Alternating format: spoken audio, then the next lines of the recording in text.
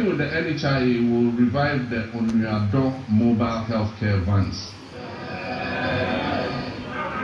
These vans will provide OPD, ophthalmology, dental, ENT, cancer screening and care in the remote and most vulnerable communities in our country.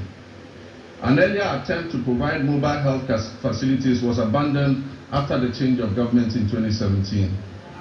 Mr. Speaker, public health experts are grappling with the conundrum of new diseases and re-emergence of old diseases.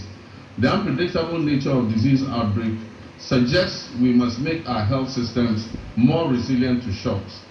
Since October last year, Ghana has faced a severe cholera outbreak.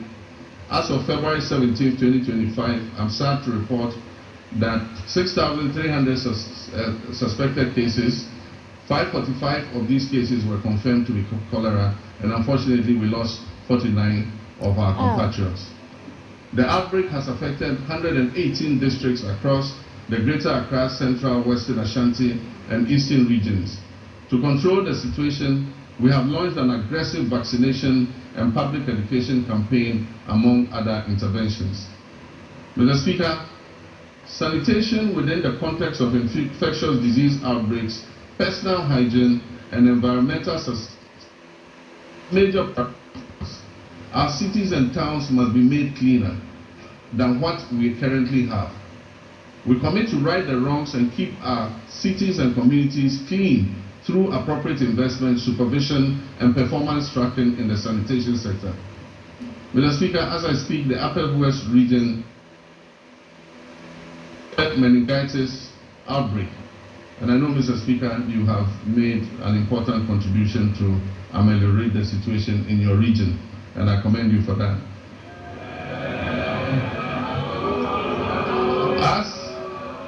As of February 17, 2025, 135 suspected cases of meningitis were reported.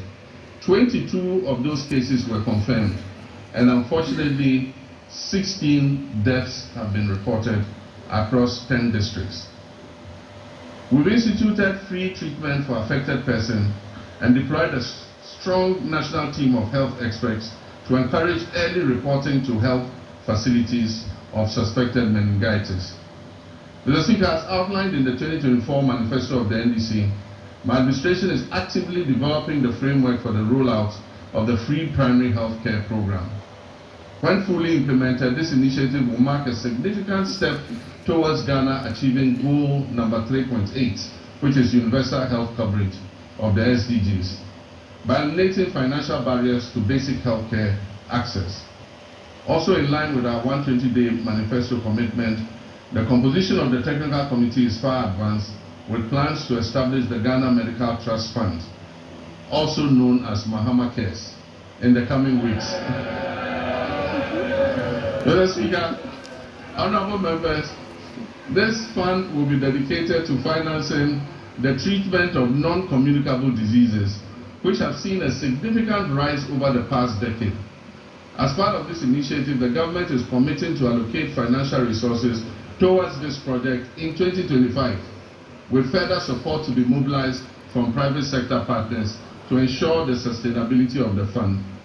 Once operational, the Ghana Medical Trust Fund, otherwise known as MAHAMA Cares, will directly address the financial burden of patients who require dialysis treatments, cancer care, and other critical non-communicable disease-related interventions. Together, the free primary health care, which will focus on early detection and prevention and treatment, and the Ghana Medical Trust Fund program, which will focus on relieving the financial burden of treating non-communicable diseases, will help to revolutionize Ghana's healthcare system by improving healthcare accessibility and outcomes, and enhancing productivity and well-being across the country. Mr. Speaker, Ghana will become the pharmaceutical manufacturing hub of West Africa. And my previous record in government speaks for itself. When I injected funds into Ghanaian-owned pharmaceutical companies to expand their production capacities. Mr. Speaker, As this exciting phase unfolds under the 24-hour economy initiative, we must strengthen every aspect of our pharmaceutical industry. And this includes the Food and Drugs Authority and the Customs and Security agencies in order to avert the use of fake drugs and the importation of illicit drugs into our country. We await thorough and unbiased investigation into the alleged opioid pill importation into Ghana and other West African countries. The outcome will be shared, and I can assure you necessary action will be taken. Mr. Speaker, as a social democrat, I'm resolutely committed to eradicating all forms of discrimination in our society. Our vision is to foster fairness and cultivate an inclusive environment where everyone can engage fully and equally in social, economic, and political life. With my Vice President, the history-making Professor Nana Yaa Fans, we will engage with all stakeholders, including our development partners and civil society organizations, to prioritize gender equality, equity, and social justice. We will establish strong social protection mechanisms and enhance legal safeguards for women, girls, and other vulnerable groups.